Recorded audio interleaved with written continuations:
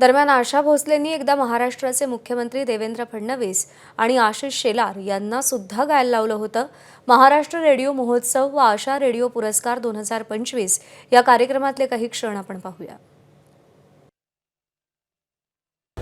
हे तुम्ही गाऊ शकता आता। एक एक ना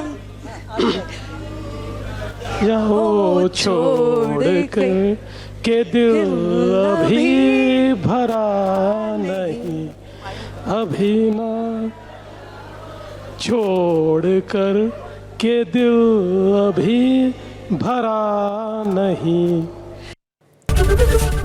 एबीपी माझा, उघडा डोळे बघा नीट।